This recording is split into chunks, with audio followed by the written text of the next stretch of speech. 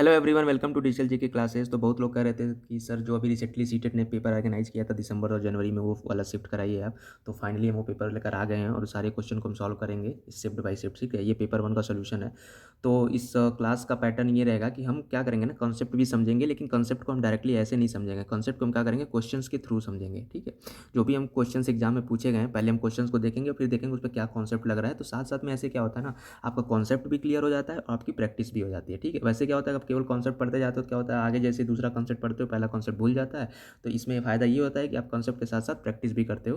तो जो लोग भी इस वीडियो को देख रहे हैं, प्लीज़ लाइक जरूर कर दीजिएगा और वीडियो को शेयर जरूर कर दीजिएगा। तो चलिए स्टार्ट करते हैं। देखिए, ये क्या कह रहा है कि if sum of 2.027 and 4.450 is subtracted from the sum of this number then आपको रिजल्ट बताना है क्या होगा। हिंदी वर्जन देख लीजिए, इसका क्या कह रहा है कि इस और इन दोनों का योगफल में से इन दोनों के योगफल को आपको घटाया जाता है तो आपका परिणाम क्या होगा। अब इसको आप जोड़ने नहीं बैठ जाएंगे। ठीक है, एक एक आप जोड़ेंगे नहीं। इसका ट्रिक बताता हूँ क्या करोगे। इसका योगफल पूछ रहा है तो इसका योगफल देखिए ना, ये वाला 4 देखिए और ये वाला 1 देखिए। इन दोनों को जब ऐड करोगे तो कितना आएगा, 5 आएगा। इन दोनों का योगफल बोल रहा है, इन दोनों के योगफल में जब 7 को ऐड करेंगे और 0 को ऐड करेंगे कितना आएगा, 7 आएगा। अब इस वाले के योगफल से इस दूसरे वाले के योगफल को माइनस करना, तो इधर वाले का यूनिट प्लेस पे क्या आया था, 5 आ गया था, इधर 7 आ गया था। 5 में से 7 कैसे आप माइनस करते हो, इसके बगल में कोई नंबर तो होगा ही ना, हमने तो छोड़ दिया ना यहाँ पे, लेकिन कोई नंबर तो होगा ही। तो आप यहाँ से एक हासिल लेते हो तो 15 में 7 जाता है, 8 आ जाता है। मतलब सबसे बाईं तरफ जो होगा, सबसे बाईं तरफ जो नंबर आएगा वो 8 आएगा, वो 8 आएगा, वो डिजिट होगा 8। देख लीजिए सारे ऑप्शन में सबसे बाईं तरफ कौन सा है, 8 है, तो आपका करेक्ट आंसर हो जाएगा। ठीक, ऐसे आपको टाइम बचाना है। ऐसा ही नहीं लेकर आप जितने भी नंबर दे दिए हैं उसको आप लेकर के बैठ गए जोड़ने, तो उसमें आपका टाइम कंज्यूम होगा। आंसर तो निकल जाएगा लेकिन टाइम कंज्यूम होगा। इसे आप ट्रिक का यूज करते हैं। ठीक है, चलिए चलते हैं नेक्स्ट क्वेश्चन की तरफ। देखिए, नेक्स्ट क्वेश्चन क्या कह रहा है कि 4 अंकों की एक संख्या है, 3 4 6 5। उसमें क्या कह रहा है कि पहले और चौथे स्थानों को आपस में बदला गया। ठीक है, 3 4 6 5 है, इसमें पहले और चौथे को आपस में बदल दोगे तो कितना बन जाएगा ये नंबर, 5 4 6 3। इन दोनों को आपस में बदल दिया ना, 3 की जगह 5 हो जाएगा, 5 की जगह 3 हो जाएगा। ठीक, तो हमारा नंबर ये बन गया। फिर क्या करें कि दूसरे और तीसरे स्थान को भी बदल देने पर आपस में बदल दिया जाता है। ठीक है, अब दूसरे और तीसरे को भी बदल दिया, तो इनको आपस में बदल देते हैं। तो इनको आपस में बदल दोगे तो कितना हो जाएगा, 5 6 4 3। 4 की जगह 6 और 6 की जगह 4 आ गया। तो पहला हमारा फाइनल जो नंबर आ गया 5 6 4 3 आ गया। इस प्रकार एक नई संख्या प्राप्त हुई। नई और पुरानी संख्या का योगफल बताना, सिंपल सा है। आपके पास पहला क्या था, 3 4 6 5 दे रखा था, नया वाला कितना आया था, 5 6 4 3 आया था। ठीक है, सिंपल इसको क्या करेंगे, 5 3 8 6 4 10, 6 4 10 11, 5 3 8 1 9, 9108 हो जाएगा आपका करेक्ट आंसर। ठीक है, सिंपल सा था। चलिए चलते हैं नेक्स्ट क्वेश्चन की तरफ। देखिए, नेक्स्ट क्वेश्चन क्या कह रहा है कि संख्या 25 34 22 15 और 30 के गुणनफल में कितने शून्य होंगे।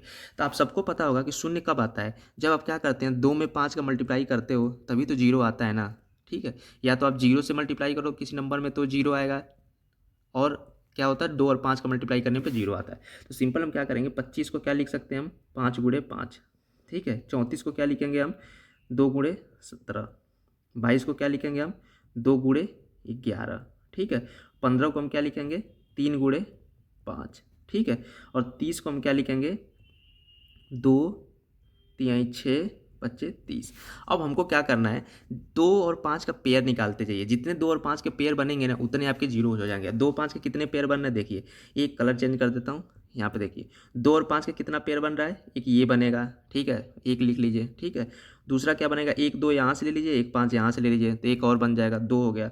फिर क्या बनेगा, ये तो 11 है। यहाँ पे देखिए, 1 2 यहाँ है, 1 5 इधर है, तो एक आप इधर और ऐड कर दीजिए, 2 और 5। उसके बाद क्या हुआ, आपके पास कुछ बच रहा है, कुछ भी नहीं बच रहा है ना। आप आपके पास 2 और 5 का पेयर तो बच ही नहीं रहा है ना, केवल 5 तो बच रहा है, 3 बच रहा है, लेकिन आपके पास कहीं भी 2 नहीं बच रहा है।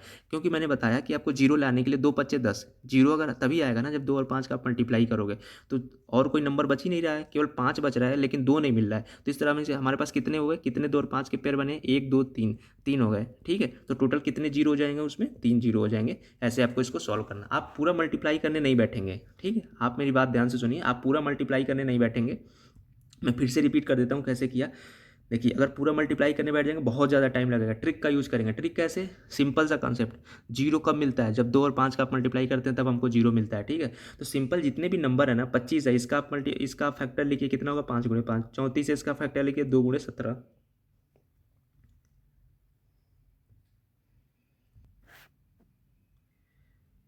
22 का फैक्टर लिखिए, कितना होगा 2 गुणे 11, 15 का 3 गुणे 5, 30 का क्या होगा 2 3 6 5 30। अब मेरे को क्या करना है, इन सब में 2 और 5 का देख लीजिए कितनी बार आ रहे हैं, 2 और 5 एक साथ कितनी बार आ रहे हैं। सबको जब आपस में मल्टीप्लाई करोगे, देख लीजिए ये एक 5 और 2 एक साथ आएगा, ये वाला 2 और ये वाला 5 एक साथ आएगा, ये 2 और ये वाला 5 एक साथ आएगा। तो मतलब आपके पास टोटल 2 और 5 के कितने पेयर आ रहे हैं, 2 और 5 के टोटल आपके पास 3 पेयर आ रहे हैं। तो आपके पास कितने हो जाएंगे, 3 जीरो हो जाएंगे। तो ये आपका करेक्ट आंसर हो जाएगा सेकंड। ठीक है, चलिए चलते हैं नेक्स्ट क्वेश्चन की तरफ। नेक्स्ट क्वेश्चन देखिए, ये कह रहा है, मैं हिंदी वर्जन पढ़ रहा हूँ, जिसको भी प्रॉब्लम हो थोड़ी देर के लिए मैं इंग्लिश रोक दूंगा, तब इंग्लिश में पढ़ सकते हैं। ठीक है, वीडियो पॉज करके हम हिंदी में सॉल्व करते हैं। ठीक है, लिखा है कि मध्यावकाश के समय राधा की 4 सखियों ने देखा कि वह कोई चपाती नहीं लाई है। ठीक है, इसलिए उसकी 3 सखियों ने क्या किया ना, अपने चपाती में से 1/4 पार्ट आप उसको दे देती हैं। ठीक है, शेष सखी ने क्या किया, उसको आधी चपाती उसे दे दी। तो उसके पास कितनी चपाती हो गई। ठीक है, देखिए टोटल कितनी सखी थी, 4, उसमें से क्या है 3 सखियों ने दे दिया, और कितना दिया अपना 1/4 दिया। मतलब एक रोटी लाई थी तो उसका 1/4 भाग क्या कर दी, जो नहीं लाई थी उसको दे दी। और एक जो बच गई ना, 3 ने क्या किया 1/4 भाग दे दिया, लेकिन जो एक बच गई उसने क्या कर दिया 1/2 भाग दे दिया। तो उसके पास कितनी कितनी हो गई, कितनी चपाती हो गई जिसने सारा कलेक्ट किया। ठीक है, कितना होगा देखिए, 3 ने क्या किया 1/4 दिया, क्या करोगे 1/4 प्लस 1/4 प्लस 1/4। 1/4 को 1/4 ही तो बोलते हैं ना। 3 ने क्या किया 1/4 दे दिया, और शेष सखी कितना बची, एक ही तो बची, 4 थी, इसमें 3 ने 1/4 दिया, एक ने क्या दिया 1/2 दे दिया। सब इन सबको आपस में जोड़ दीजिए, यही आपका आंसर हो जाएगा। इसको आप जोड़ेंगे तो कितना हो जाएगा, ये हो जाएगा 3/4 प्लस 1/2, इसका क्या हो जाएगा 4 और 2 का एलसीएम 4 हो जाएगा, ये हो जाएगा 3 प्लस 2, ये हो जाएगा आपका आंसर हो जाएगा 5/4। तो मतलब जो सखी थी, जो रोटी नहीं लाई थी, जो चपाती नहीं लाई थी, उसके पास टोटल कितनी हो गई 5/4 चपाती हो गई। ठीक है, चले चलते हैं नेक्स्ट क्वेश्चन की तरफ। देखिए नेक्स्ट क्वेश्चन क्या कह रहा है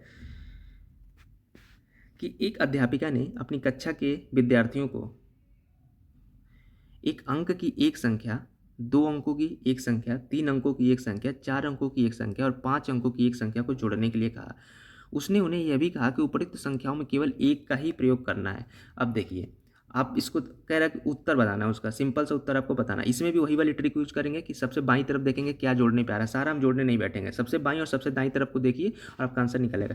एक अंकों की एक संख्या क्या होगी, 1 होगी। 2 अंकों की एक संख्या कितनी होगी, 2 अंकों की एक संख्या कितनी होगी, 1 और 1 होगी, 11 ही तो होगी। ठीक है, 3 अंकों की एक संख्या क्या होगी, 1 1 1 होगी।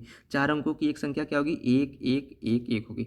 मैं आप सोच रहे हैं कि ये 4 अंकों की जो संख्या मैं 1 1 नहीं क्यों ले रहा, क्योंकि उसने बोल रखा है ना, टीचर ने बोल दिया कि संख्या में केवल एक अंक एक ही होना चाहिए, एक के अलावा और कोई अंक नहीं होना चाहिए। ठीक है, उसके बाद 5 अंकों की संख्या है, 5 देखिए कैसे होगा, 1 2 3 4 5, सबको जोड़ दीजिए। इसको जोड़ेंगे कितना आएगा, 1 2 3 4 5, लास्ट में हमारा 5 आ गया। किसमें 5 है, इन दोनों में 5 है, इन दोनों में से कोई एक आंसर हो सकता है। और सबसे बाईं तरफ देख लीजिए, सबसे बाईं तरफ क्या है, 1 है। सबसे बाईं तरफ जब आपका 1 है तो ये आपका आंसर 1 है, बीच में जोड़िए मत, छोड़ दीजिए। तो मतलब वही ऑप्शन आपका जो होगा जिसके सबसे बाईं तरफ 1 होगा, सबसे दाईं तरफ 5 होगा, तो उसका करेक्ट आंसर हो जाएगा आपका 1 2 3 4 5। ठीक है, आप जोड़ करके देख लीजिएगा, यही आएगा। ठीक है, तो ये आपका करेक्ट आंसर हो जाएगा 1 2 3 4 5। चलिए चलते हैं नेक्स्ट क्वेश्चन की तरफ। आपको ऐसे ट्रिक का, छोटे छोटे ट्रिक का यूज करके ना आपको सबसे आगे निकलना है। ठीक है, सभी लोग क्या करेंगे, थ्योरेटिकली सॉल्व करने की कोशिश करेंगे, आप छोटा सा ट्रिक लगाना है, सबसे आगे निकल जाना है। ठीक है, और अपने क्वेश्चन को सॉल्व कर लेना है। चलिए चलते हैं नेक्स्ट क्वेश्चन की तरफ। देखिए इनको क्या कहना है कि घटते हुए क्रम में लिखी संख्या है। घटता मतलब डिसेंडिंग ऑर्डर। डिसेंडिंग ऑर्डर में क्या होगा, सबसे बड़ा सबसे पहले आएगा, उससे छोटा उससे पहले, उससे छोटा उससे पहले, सबसे छोटा लास्ट में। ठीक है, तो इसको हम डिसेंडिंग ऑर्डर बोलते हैं। अब इसमें क्या करना है, देखिए आप ध्यान से देखेंगे ना, तो सब में 4 है। सैकड़े का जो आपका 100 वाला प्लेस है ना, सब पे 4 है आपका। तो 4 है, जब सब पे 4 है तो इसको आप काउंट नहीं करेंगे, उसको आप छोड़ दीजिए ना। आप क्या करिए, बस दहाई और यूनिट, मतलब 10th प्लेस और यूनिट प्लेस के नंबर को देख लीजिए। मतलब मैं ये कह रहा हूँ कि अगर कोई नंबर 1 2 3 दे रखा है, अब कोई नंबर 1 4 3 दे रखा है, तो ये तो 1 1 तो सब में सेम है ना। सबसे जो बाईं तरफ जो नंबर है, डिजिट है, वो तो सेम है, तो इसको आप छोड़ दीजिए। बस देख लीजिए 23 और 43 में कौन बड़ा है, उसी से आपका काम हो जाएगा। तो इसमें भी सब में 4 दे रखा है आपका 100 प्लेस, तो 4 को आप भूल जाइए, बस दो प्लेस देख लीजिए कि सबसे आपका क्या बोलते हैं, सबसे छोटा और सबसे बड़ा कौन सा है, उस हिसाब से उसको देख लीजिए। अब देखिए इसमें देखेंगे क्या होगा, 43 है, इसमें 34 है। डिसेंडिंग का मतलब मैंने अभी बताया, सबसे बड़ा सबसे पहले, उससे छोटा उससे पहले, उससे छोटा उससे पहले। यहाँ पे 43 है, 34 है, 24 है, 19 है, 8 और 1 है। ठीक है, देख रहे हैं ना, सब आपस में क्या है, डिसेंडिंग ऑर्डर में ही पहला ही ऑप्शन आपका मिल गया।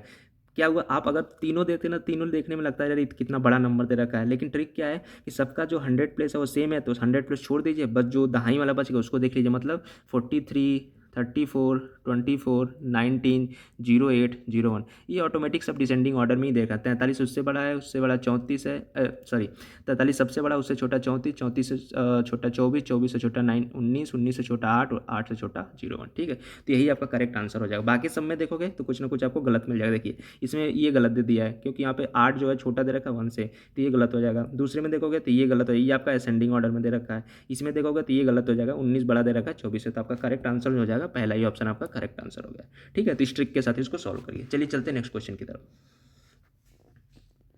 ये देखिए फिर से आ गया ना, सिमेट्री वाला क्वेश्चन आ गया। इसको सिमेट्री बोलते हैं, लाइन ऑफ सिमेट्री बोलते हैं। मैंने आपको कई बार ये क्वेश्चंस बता रखा है कि पिछले साल का जो पेपर मैंने जब कराया था 2022 का, तो उसमें भी ये क्वेश्चंस पूछ रखा था। देख रहे हैं प्रीवियस में क्वेश्चन कितने रिपीटेड होते हैं। मैंने आपको बहुत जो लोग भी मेरी क्लासेस देखे होंगे उसको उन लोगों को ऑलरेडी रट गया होगा कि आयत में कितनी सिमेट्री होती है। टोटल 2 सिमेट्री होती है। वर्ग में कितनी सिमेट्री होती है? टोटल आपकी 4 सिमेट्री होती है। ठीक है, दो एक्स्ट्रा इसमें आ जाते हैं जो डायगोनल के करस्पॉन्डिंग होते हैं। ठीक है, बट फिर भी मैं इसको एक्सप्लेन करूँगा कैसे सिमेट्री क्या होती है, सब कुछ बताऊँगा, डोंट वरी। ठीक है, चलिए देखते हैं क्या है।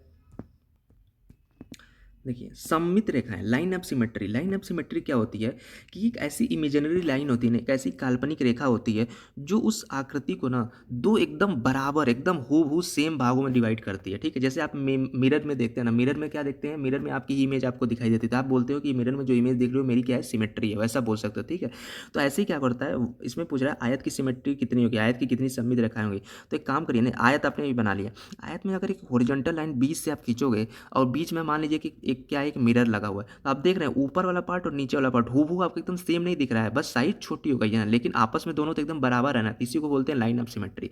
तो एक लाइन ऑफ सिमेट्री इधर हो जाएगी जो इसकी चौड़ाई से होकर के जाएगी। दूसरी इसकी एक लाइन ऑफ सिमेट्री क्या पॉसिबल है कि ऐसे होकर के जाए, इसके अगल बगल आप देखोगे, ये वाला पार्ट देखोगे, ये वाला पार्ट देखो, दोनों आपस में एकदम हूबहू सेम है ना, तो वो होंगी। तो आयत की लाइन ऑफ सिमेट्री कितनी होती है? 2 होती है। यहाँ पर एक और पॉइंट मैं बता देता हूँ, अगर एक क्वेश्चन पूछ सकते हैं कि वर्ग की लाइन ऑफ सिमेट्री कितनी होती है, स्क्वायर जो होता है उसकी लाइन ऑफ सिमेट्री कितनी होती है, तो उसको आप याद रखोगे 4 होती है। कैसे होती है? देखिए वर्ग में क्या होता है, वर्ग आपका ऐसा होता है, तो इसमें जो लाइन ऑफ सिमेट्री होती है ना, उसमें लाइन ऑफ सिमेट्री ये वाली तो होगी जैसे रेक्टेंगल में होती है, चौड़ाई से होकर के लंबाई से होकर के भी जाएगी। इसमें एक एक्स्ट्रा होता है, इसमें एक्स्ट्रा क्या होता है, ये वाली होती है, इसके डायगोनल से भी एक लाइन ऑफ सिमेट्री पास होती है, क्योंकि देख रहे हैं ना डायगोनल भी क्या हो रहा है, 2 बराबर भागों में एकदम वर्ग को डिवाइड कर रहा है। तो आप याद रखेंगे कि वर्ग की जो लाइन ऑफ सिमेट्री होती है वो 4 होती है। ठीक है, तो यहाँ पे क्वेश्चन में आयत पूछा था तो आयत का 2 हो जाएगा। चलिए चलते हैं नेक्स्ट क्वेश्चन की तरफ। देखिए कह रहा है कि घन के एक फलक का जो परिमाप है ना वो 40 सेंटीमीटर देखा है, इसके सभी किनारों की लंबाइयों का योगफल आपसे पूछ रहा है। ठीक है,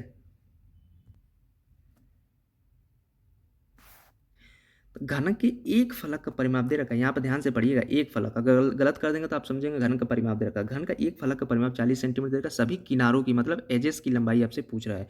ठीक है, तो सबसे बेसिक चीज़ होता है ना घन में, घन का शेप आपका ऐसा होता है, जो आपका कमरा है ना उसको आप सभी अगर उसकी लंबाई चौड़ाई ऊंचाई बराबर है तो उसको आपको घनाकार मान सकते हैं। आइडियली वो घनाभ क्या आकार का होगा, क्यूबाइड होगा, लेकिन आप मान सकते हैं जिसकी लंबाई चौड़ाई ऊंचाई सब बराबर है, तो ये कमरा है, आप बैठ कर यहाँ पे पढ़ाई कर रहे हैं। ठीक है, आप ये आपका कमरा जो होता है घनाकार होता है। ठीक है, मान लीजिए अब इसमें क्या होता है, 2 चीज़ें आप याद रखिए, घन में कितने फलक होते हैं। फलक का क्या मतलब होता है, जो दीवारें हैं ना, जो दीवार हो गया, जैसे ये वाली चीज़, ये वाली चीज़, ये वाली, ये दीवार हो गया, फर्श हो गया और आपका छत हो गया, ये इसको क्या बोलते हैं, फलक बोलते हैं, फेस बोलते हैं। तो घन में टोटल कितने फेस होते हैं? 6 होते हैं। आप देखेंगे बीच में आप खड़े हो जाएंगे तो आपके आमने सामने देखिए, ऊपर नीचे देखिए और दाएं बाएं देखिए। ठीक है, ये देखोगे टोटल फलक कितने आएंगे? 6 हो जाएंगे। इनको क्या बोलते हैं? फेसेस बोलते हैं। ठीक है, फेस। ठीक है, 6 फेसेस होते हैं। और टोटल एज कितने होते हैं, किनारे कितने होते हैं? ये होते हैं 12। ये 2 चीज़ आप हमेशा दिमाग में बैठा लीजिए, इससे आपका क्वेश्चन निकल जाएगा और बार बार ये क्वेश्चन पूछा जाएगा। आने वाले शिफ्ट में भी देखिएगा, इससे क्वेश्चन रिपीटेड पूछे ही होंगे। घन में फलक की संख्या 6 होती है, एजेस कितनी होती है? 12 होती है।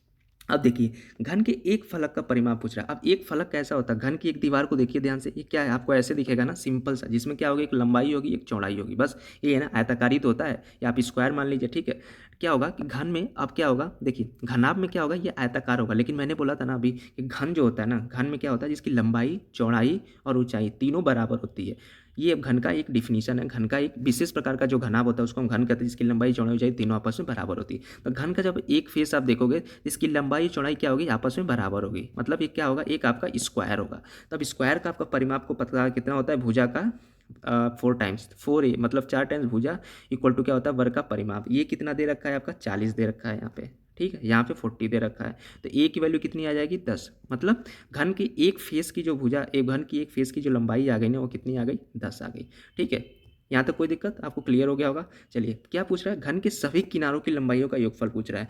तो घन की कितनी किनारे होती हैं? टोटल 12। ठीक है, एक किनारे की लंबाई कितनी आई? 10 आई, तो टोटल कितना हो जाएगा? 12 × 10 = 120। ये आपका करेक्ट आंसर हो जाएगा 120।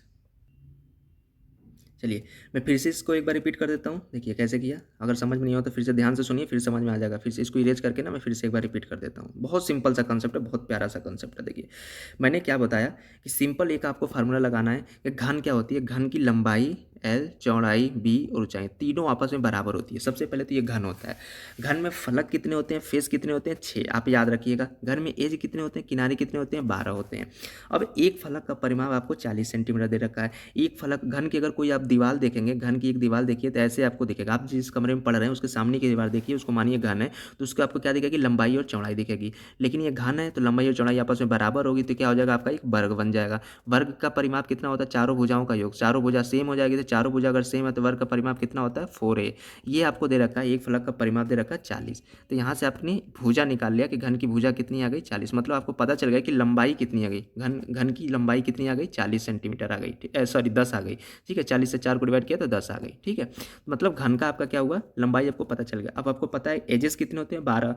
तो घन का एज कितना होगा? 12। ठीक है, इसका 12 एजेस होते हैं टोटल, और एक एज की लंबाई कितनी आई? 10 आई थी। तो 12 × 10 से मल्टीप्लाई कर दो, कितना आ जाएगा? 120 सेंटीमीटर। तो आपका करेक्ट आंसर हो जाएगा 120 सेंटीमीटर। ठीक है, तो आई होप आप सबको समझ में आया होगा। वीडियो अच्छा लगा होगा तो लाइक कीजिएगा, शेयर कीजिएगा और दोस्तों के साथ शेयर जरूर कीजिएगा। ठीक है, इसके आगे क्वेश्चन हम कल डिस्कस करेंगे और शिफ्ट को खत्म कर देंगे। तो आप अपने साइड से भी हार्ड वर्क करते रहिए। ठीक है, इस बार सीटेट सबको क्लियर करना है हमारे साथ। ठीक है, तो मैं आपको सबकी हेल्प कर ही रहा हूँ, मैथ की क्लासेस ले ही रहा हूँ, रेगुलर मैथ की क्लासेस होती हैं और बाकी सब्जेक्ट की भी क्लासेस डेली वीएस सीडीपी और हिंदी वगैरह की होती रहती हैं। तो आप बस रेगुलरली आप पढ़ाई करते रहिए मन से। सारे कोर्स की कंप्लीट करने की जिम्मेदारी हम लोग की है। तो इस डिजिटल जी के क्लासेस से आपको सारी क्लासेस प्रोवाइड की जाएंगी। तो ठीक है, मिलते हैं नेक्स्ट क्लास में, तब तक के लिए टेक केयर, बाय।